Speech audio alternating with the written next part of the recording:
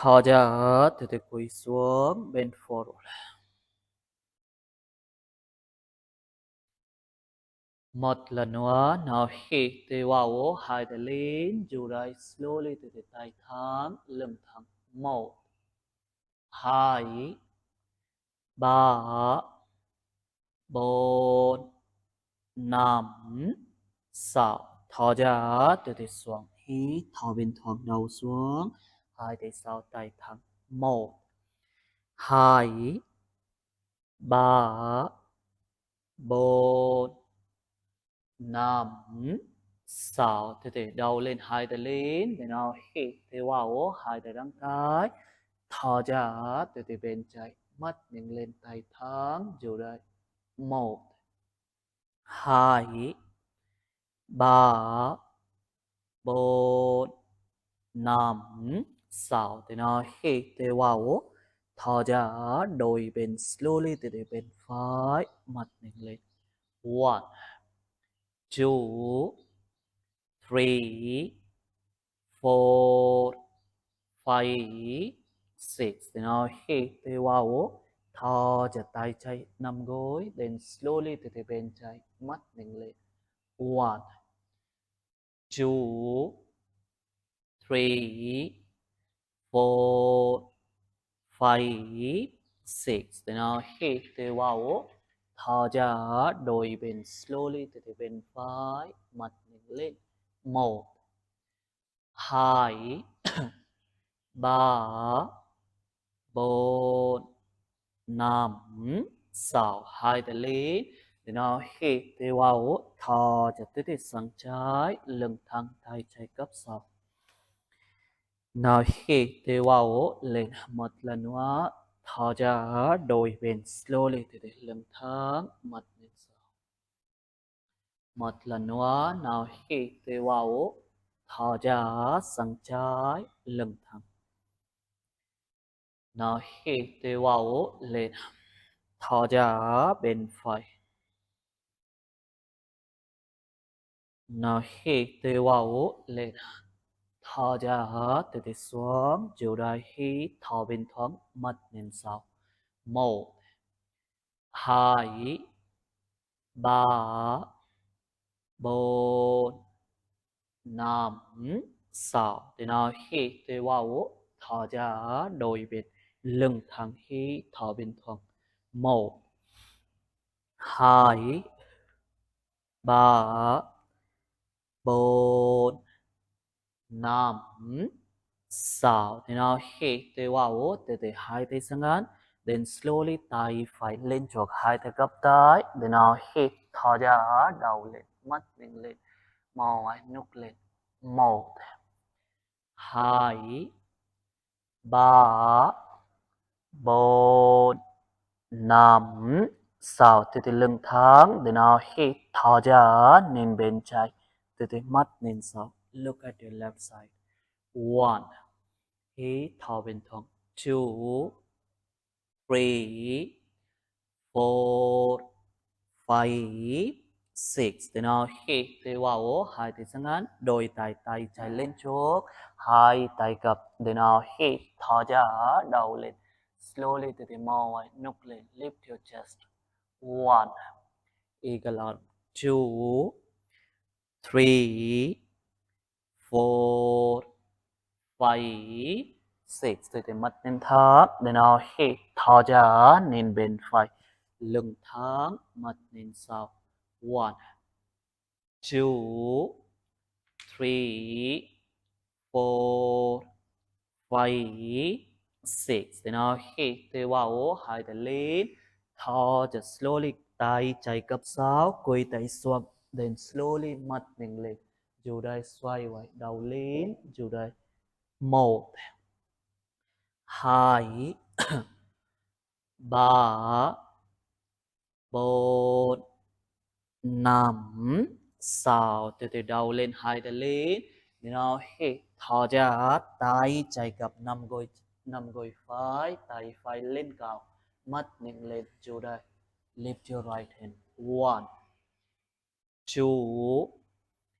2 3 4 5 6 từ hai tay lên thì nào hít từ vào thò cho đôi tay nhé gập tay phải slowly từ tay trái thắng xoay quay mắt nhìn lên 1 2 3 4 5 6 từ đầu lên hai tay lên slowly từ nào hít thò ra bên trái tay phải gập nằm gối trái tay trái lên 1 2 3 4 5 6 đầu lên hai tay lên nào hít từ vào mặt nhìn lên lần cuối last one 1 2 3 4 5 6 thò ra cúi xuống hai tay thẳng lưng thẳng từ từ cầm xuống ngực xuống drop your chest drop your chin look forward 1 stretch your arm 2 3 4 5 6 đầu lên hai tay lên now hít thò ra hai tay xuống chân thẳng relax lấp chân lật trái thả lấp ok đến từ từ chụp chân thẳng lưng thẳng hai tay lên cao thì nó hít từ vào thò ra cúi xuống đầu chắp chân slowly từ từ một lần nữa nào hít từ vào lên thò ra từ từ xuống đầu chắp chân lần cuối last one nào hít từ vào lên thò ra từ từ xuống chiều đây hít thò bên thòng 1 2 từ từ chân thẳng môi chân lên 3 lift your toe up 4 5 6 thì nào hít từ vào hai tay lên thò ra slowly tay phải bên trái tay trái chân phải nằm gót chân xoay quay mắt nhìn lên get your right leg 1 2 3 4 5 6 hai tay lên then now hít thò ra đôi bên slowly tay trái bên phải tay phải chân trái nằm bàn chân xoay quay mắt nhìn lên 1 2 3 4 5 6 then now hít từ vào hai tay lên thò ra tay xuống then slowly chân phải gập chân trái thẳng lưng thẳng thì nào hít từ vào thò ra hai tay sau lưng hai tay đằng trái đầu xuống đầu chấp chân nào hít từ vào lên hai tay lên thò ra tay trái xuống tay phải nằm gọt chân xoay quay mắt nhìn lên đầu lên từ từ một lần nữa hai tay lên cao thì nào hít từ vào thò ra hai tay sau lưng hai tay đằng trái đầu xuống đầu chấp chân tay lên cao nào hít từ vào hai tay lên thò ra từ từ bên trái tay phải chân trái nắm gót trên xoay quay lần cuối nha last one nào hít từ vào lưng thẳng thò ra hai tay sau lưng hai tay đằng trái đầu xuống đầu chấp chân chân trái thẳng tay lên cao mắt nhìn xuống 1 từ từ hít thở bình thường 2 3 4 5 6 đầu lên hai tay lên từ nào hít từ vào thở ra từ từ tay trái nằm gối phải tay phải chân trái nằm gót chân xoay quay mắt nhìn lên chỗ đấy 1 hít thở bình thường 2 3 4 5 6 đầu lên hai tay lên để nào hít từ vào thở ra từ từ tay phải xuống mà mình lên xoay quay mắt nhìn lên cô lên từ từ mầm xuống hai tay lên để nào hít từ vào thở ra tay trái cặp sáu tay phải nắm gót chân đầu xuống nên bên trái, mắt nên sau. Look at your left side. Nào hít vào một lần nữa, thở ra, tay phải xuống, mầm lên cổ, slowly cô lên, mầm xuống, nào hít vào, thở ra, xuống, tay trái gập sau, tay phải nắm gọt chân, nên bên trái. Lần cuối nhé, last one, nào hít vào, thở ra, tay phải xuống, mầm lên, xoay quay, mầm lên cao, chú đấy, 1, 2, 3, 4, 5, 6. Từ từ mông xuống 2 tay lên. Từ nào hít thở ra, tay trái gập sau, tay phải nắm gọt chân. Đầu xuống, nên bên trái hít thở bên thuận, twist here. 1, 2, 3, 4, 5, 6. Từ nào hít vào 2 tay lên. Thở ra slowly 2 tay sang cầm xuống, nút xuống nên bên phải. 1, từ 2 tay sang 2, 3, 4, 5, 6. Đầu lên 2 tay lên. Từ nào hít thở ra 2 tay xuống, từ chân phải gối lên, chân trái thẳng nhé, 2 tay lên cao. Từ nào hít thở ra 2 tay xuống, từ mầm lên, chân trái lên cao, slowly từ chân thẳng. Từ mầm xuống, chân trái thẳng, 2 tay lên cao. Từ nào hít thở ra bên phải, 2 tay gập sau, đầu xuống, mắt nhìn xuống, twist here. Nào hít vào lên 2 tay lên, thở ra 2 tay xuống, mầm lên, từ chân trái lên cao, chân thẳng. Từ mầm xuống, 2 tay lên, chân trái thẳng. Nào hít vào, thở ra bên phải, đầu xuống, mắt nhìn xuống, twist here. Nào hít vào lên lần cuối last one, thở ra 2 tay xuống, mầm lên, chân trái lên cao, chân thẳng chú đấy, mầm cao lên. 1, 2, cô lên. 3, 4, 5, 6. Cái mầm xuống chân thẳng, 2 tay lên. Nào hít thở ra bên phải, 2 tay xuống, đầu xuống, hít thở bên thuận. 1, 2, 3, 4, 5, 6. Lần cuối last one. Nào hít vào, thở ra, cúi xuống, giữ đấy. 1, 2, 3, 4, 5, 6. Đầu lên 2 tay lên, thở ra, tay xuống, chân phải thẳng, lật chân.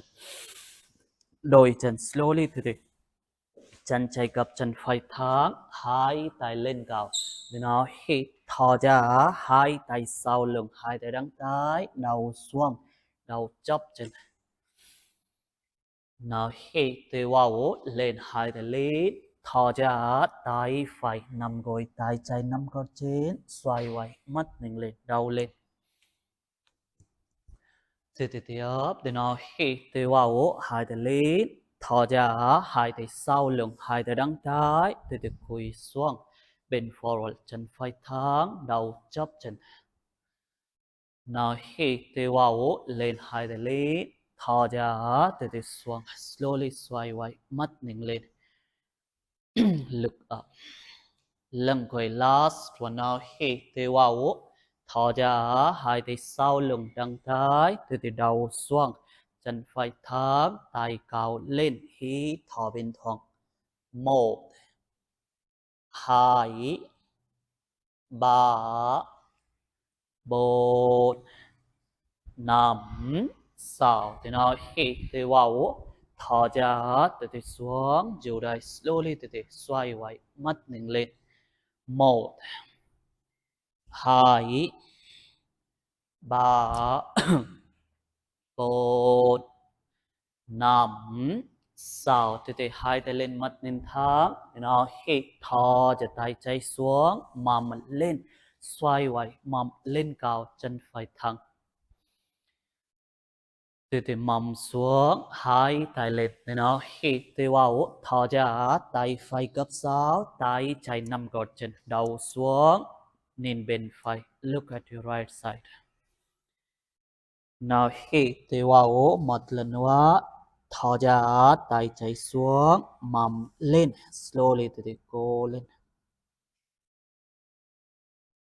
Mầm xuống. Để nào hít thì vào. Thò ra sang phải. Tay phải gấp sáu. Tay trái nằm gọt chân cổ. Slowly thì gấp tay trái lên bên phải.